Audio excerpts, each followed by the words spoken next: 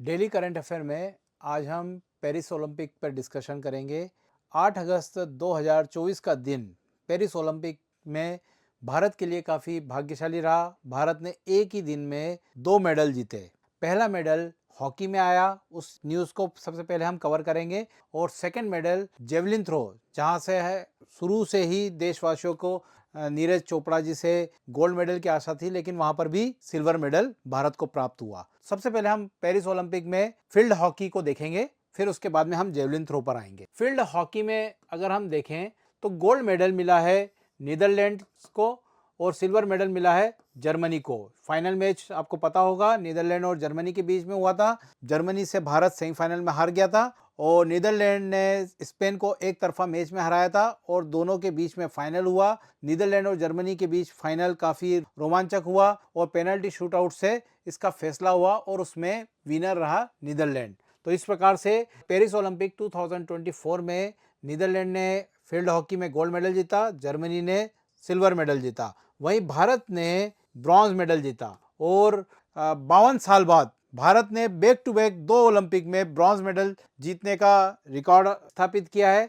इस में अगर हम बात करें तो एग्जाम पॉइंट ऑफ व्यू से आपसे पेरिस ओलंपिक, टोक्यो ओलंपिक का तो आप जानते ही है, दोनों में ब्रॉन्ज मेडल जीता है फील्ड हॉकी में भारत ने। लेकिन आपसे कुछ बेसिक चीजें भी पूछी जा सकती है, जैसे कि भारतीयों का ओलंपिक में प्रदर्शन क्या रहा हॉकी में। तो भारत ने सबसे पहले 1928 के एम्स्टर्डम ओलंपिक में गोल्ड मेडल जीता था हॉकी में। सेकेंड 1932 के लॉस एंजलिस में गोल्ड मेडल जीता था। यहाँ मैं आपको जो बताते जा रहा हूँ इसको नोट डाउन करते जाना, क्योंकि पर्टिकुलर अलग अलग ओलंपिक से भी क्वेश्चंस पूछा जा सकता है कि किस ओलंपिक में भारतीय हॉकी ने मेडल जीता था, किसमें गोल्ड जीता था, किसमें सिल्वर जीता था, किसमें ब्रॉन्ज जीता था, है ना, इस तरह से। तो 1932 में लॉस एंजलिस में गोल्ड मेडल हासिल किया था, 1936 के बर्लिन में गोल्ड मेडल, 1948 के लंदन ओलंपिक में गोल्ड मेडल, 1952 के हेलेंस्की में गोल्ड मेडल, 1956 मेलबोर्न ओलंपिक में गोल्ड मेडल,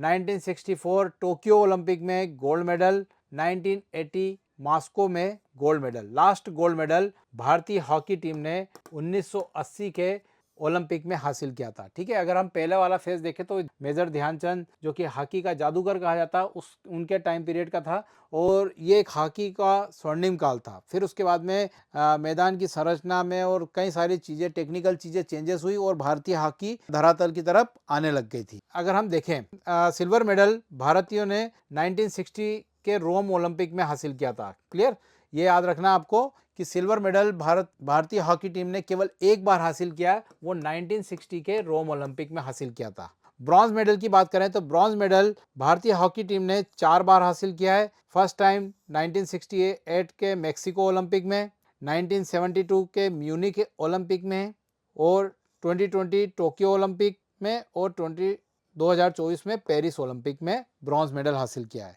तो यहाँ पर यह भी क्वेश्चन पूछा सकता है कि ब्रॉन्ज मेडल भारत ने किस ओलंपिक में हासिल किए हैं, तो Mexico, Munich, Tokyo, Paris. Silver medal Rome में हासिल किया है। और गोल्ड मेडल की बात करें हम तो टोटल गोल्ड मेडल भारत ने हॉकी में 8 गोल्ड मेडल हासिल करे। 8 गोल्ड मेडल प्लस एक सिल्वर मेडल और प्लस 4 ब्रॉन्ज मेडल। इस प्रकार से भारतीयों ने टोटल हॉकी में ओलंपिक में 13 मेडल हासिल करे। तो यहाँ पर ओलंपिक के पॉइंट ऑफ व्यू से भी आपसे अलग अलग क्वेश्चन बन सकते हैं। इसके अलावा कितने मेडल हासिल करे हैं, कौन सा मेडल किस ओलंपिक में हासिल किया, इससे रिलेटेड क्वेश्चन बन सकते हैं। क्लियर, ये आप भारतीय हॉकी टीम के वर्तमान फोटो देख रहे हैं।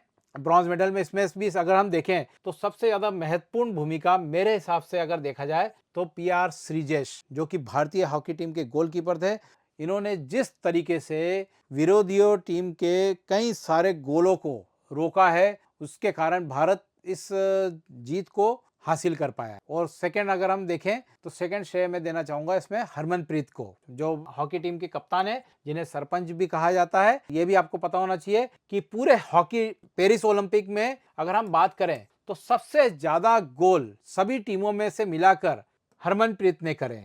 तो यहां पर एक और फैक्ट आपका तैयार हो जाता है कि भारतीय हॉकी टीम के कप्तान हरमनप्रीत सिंह ने पेरिस ओलंपिक 2024 में सर्वाधिक गोल किए।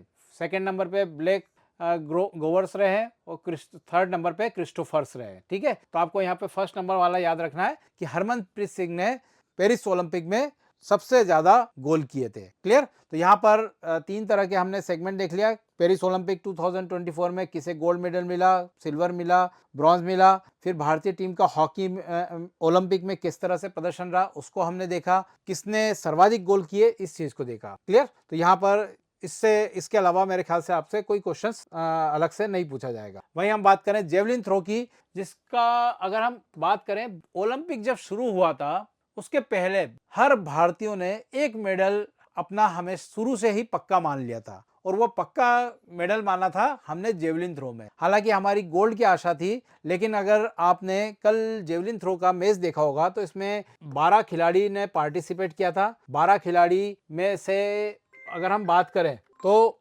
आगे बढ़कर 4 खिलाड़ी शॉर्ट लिस्ट, यानी 8 खिलाड़ी शॉर्ट लिस्टेड हो जाते हैं, और उन 8 खिलाड़ियों को 6 शॉट दिए जाते हैं। शुरू में 12 खिलाड़ियों को 3 थ्रो करने की परमिशन दी जाती है। 3 थ्रो में जो बेस्ट 8 होते हैं उनको अगले राउंड के लिए सिलेक्ट किया जाता है, और 8 जो रहते हैं उन्हें 6 थ्रो करने की परमिशन दी जाती है। 6 थ्रो में अगर हम देखें तो जेवलिन थ्रो का मैच काफी रोमांचक था। अगर हम फर्स्ट थ्रो की बात करें तो नीरज चोपड़ा और अरशद नदीम दोनों ने ही फाउल कर दिया था, लाइन को क्रॉस कर दिया था, और पहला थ्रो नहीं फेंक पाए थे।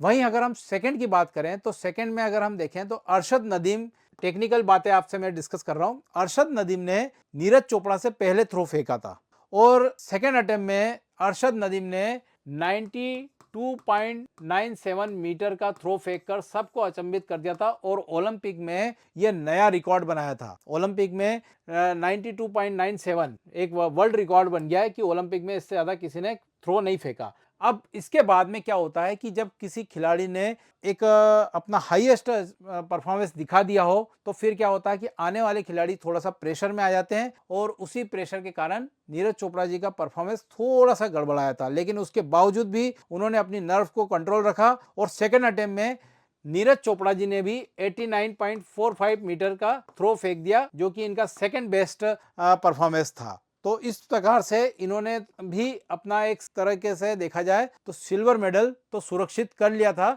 लेकिन इसके बाद में क्या हुआ कि जब वो एक प्रेशर क्रिएट हो जाता है तो फिर उसके बाद में कई सारे फाउल भी हुए, और फिर उस तरह से नीरज चोपड़ा जी इसके नजदीक नहीं पहुंच पाए। हालांकि अरशद नदीम ने लास्ट थ्रो भी 90 प्लस का फेंका था, 91 मीटर के लगभग का इन्होंने लास्ट थ्रो भी फेंका था, और ये एक तरह से हम कह सकते हैं कि कल शायद अरशद नदीम का दिन था, और ये भी एक पाकिस्तान के लिए बड़ा अचीवमेंट है कि इतने अभाव के बावजूद इन्होंने इस लेवल पर अपना परफॉर्मेंस दिखाया। और हमें तो इस बात पे खुशी है कि पेरिस ओलंपिक में ये एकमात्र गेम रहा जिसमें साउथ एशिया ने अपना वर्चस्व एस्टेब्लिश किया, जिसमें गोल्ड और सिल्वर दोनों साउथ एशिया से आए।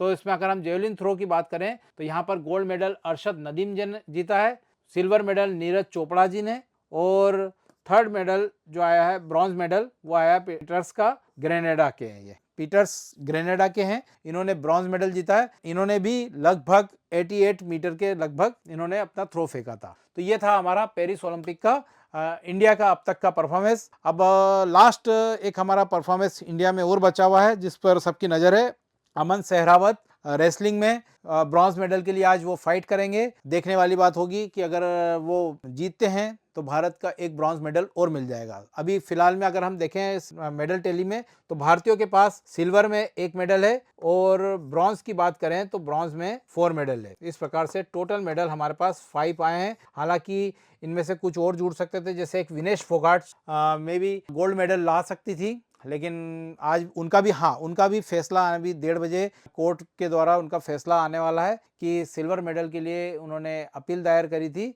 तो अगर वो सिल्वर मेडल और मिल जाएगा तो एक सिल्वर मेडल और ऐड हो जाए। तो ये था हमारा पेरिस ओलंपिक में इंडिया का अभी तक का परफॉर्मेंस। आगे हम नेक्स्ट लेक्चर में फिर मिलते हैं। Thank you.